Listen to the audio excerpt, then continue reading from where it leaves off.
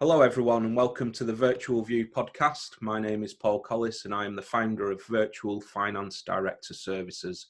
Each week I speak to someone in business and they give us some insight into their business, their career journey to date and also their views on the current business landscape. Today I'm delighted to be joined by business consultant Joanne Cornish from Joanne Cornish Consulting. Good afternoon Joanne and welcome to the Virtual View. Good afternoon, thank you for inviting me. No problem. It's good to have you here. Like all the other podcasts, I start with the same question. Can you give us a bit of a background about yourself and your professional career today?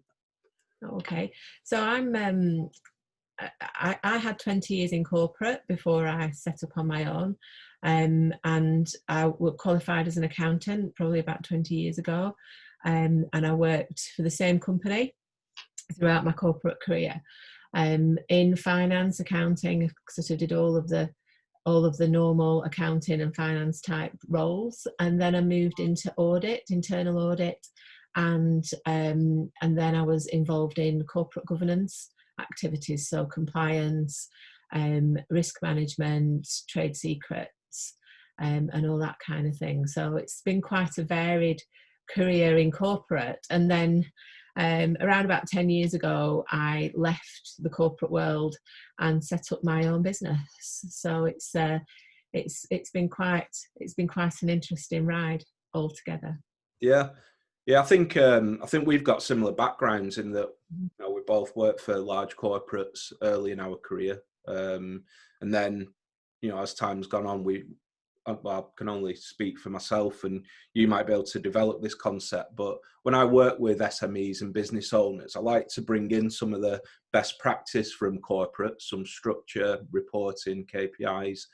Is that the type of thing that you like to do as well? Yes, absolutely. There's so many activities that happen in big businesses that we just take for granted when we're in that environment. We don't even give it a second thought. But then when you start working for yourself and you're working with other small businesses, you realise that those things aren't actually happening in the smaller businesses, and it's whether there's not the expertise or not the time available, or people just don't know about it. Smaller businesses just don't know that is an activity that could be beneficial for them. So absolutely, it's something that I really like to bring into smaller businesses. I always say bring in big business solutions to small businesses, because it's sort of it's sort of using all of those tools and translating them into a format that then is really useful to a small business. Yeah, no, definitely. I'm of the same view, and I don't think it's a case of bringing all those processes, controls and compliance in, but I think cherry picking the right ones for the right business, I find that's quite an effective way to work. And I think a lot of small businesses get a lot of value out of that. In terms of, I mean, you are a business consultant and it's quite a broad term. What are the key things that you can help businesses with? So I come from a coaching kind of format, in that I want to help businesses grow. I want to help businesses develop and to achieve what they want to achieve, and that can be done in terms of actually hands-on helping them with budgeting and business planning and strategic planning and that kind of thing. But there's also the side of it where quite often as business owners we do get in our own way and we spend so much time thinking about the day-to-day tasks of business. We don't then sit back and have a look at whether we're doing the right things, and do we have the skills that we need to be able to do that. And so I like to take business owners out of the business for a moment, just even if it's just in the head rather than physically out of the business, and just allow them to question, are we doing the right things? Is this what we set out to do? Are we achieving what we set out to achieve? And if not, why not? What do I need to do differently? Do I need to change something that I'm doing? Do I need to change the way I'm doing things? Do I need a little bit more input from somewhere else? So it then becomes taking a fresh look. So it's almost like using yourself and using a pair of fresh eyes to critically analyse what you're doing, to then determine if you are doing what you need to do and to move the business forward. Yeah, there's definitely a lot of SMEs and business owners who've been in business maybe 20 years, and you can't say they're going through the motions because their business is their life and they're giving it everything. But taking a step back and consulting someone like yourself, I think, is a massive tool that gives businesses a bit more input going forward. It renews the motivation for the business owner, and they can focus on why they got into business in the first place. A big topic of conversation at the moment is the future of work, and a lot of people are working from home. A lot of freelancers historically that have used co-working spaces. Well, we're finding that a lot of employees now are using co-working spaces as well to have a break from the house and have that separation. Have you had roles in the past where you've worked from home, or have you normally been in an office full time? Mostly in an office. When I was employed, gainfully employed by another company, it was mainly office based, but I travelled quite a lot, so I'd work out of hotel somewhere or at airports, and there were opportunities to work from home. So if I had a piece of work that I needed to really concentrate on, I'd just book myself out as working from home for the day, and then just set up camp in the kitchen basically, and get on. So I was lucky in that I had the flexibility. I was expected to be in the office, but there was no reason why I couldn't sometimes work from home if I chose. Yeah, right, okay. And do you miss that business travel that you were used to?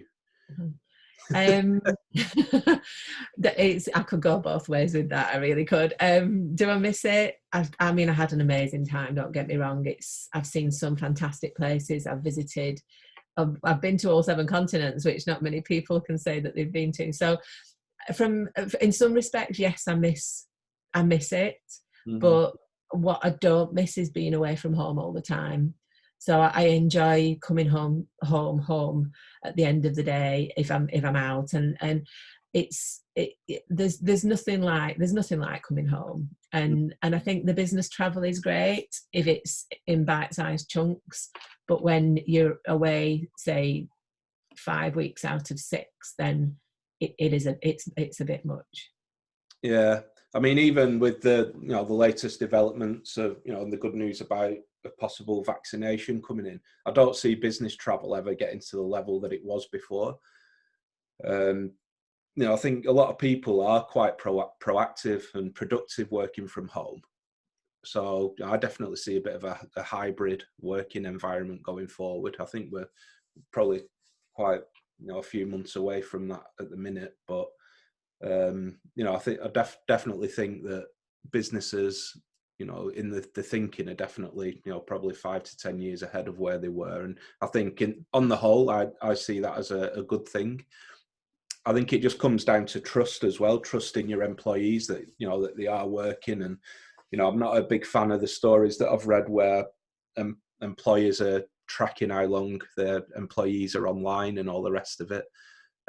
Ultimately, there's going to have to be a solution to that, really, because it is hard when you're working from home all the time and keeping yourself motivated. So it's going to be an interesting 12 months, I think, in terms of how things slowly return to a little bit how they were in the past, but also a lot more working from home and a lot more use of co-working spaces. Like we've seen in Lancashire, there's some fantastic co-working spaces that have opened in the last year or two. How do you see the general business landscape for the next 12 months, Joanne? Do you see, things looking up? Do you think it'll be a, a really difficult year? How do you see things? I think we've got a little bit of a bumpy road ahead, if I'm honest. I think that there's a lot of uncertainty. I think even with the vaccine, or any other vaccines that come along, I think it's still going to be a little bit uncertain, because even with the vaccines, you don't know realistically in the kind of the big wild world how effective that is going to be. Are people going to actually take it up? and then there's going to be a period of time before they actually become more widespread, so that everybody's got had the vaccine, and also before they start to take effect. So I think it is going to be a little bit shaky, but I think that we've built up a huge amount of resilience over this past 6-7 months. Yeah, no, I think And that's important. yeah, and I think it is, and I think that resilience will be right. Okay, we're doing it again, and businesses will really bounce back quicker. And I think after all of this is all over, I'd like to think that all businesses certainly that have survived will look back and say, you know what, it's been a really rough ride, but we've come out of it stronger. We're leaner. We've got more resilience. We've got more clarity and more focus. And I think that, not that I would ever wish this on anybody again, but I think it's given us an awful lot, and I think we have to take the wins from it and not focus on the negatives. Yeah, no, I think that's a really refreshing view.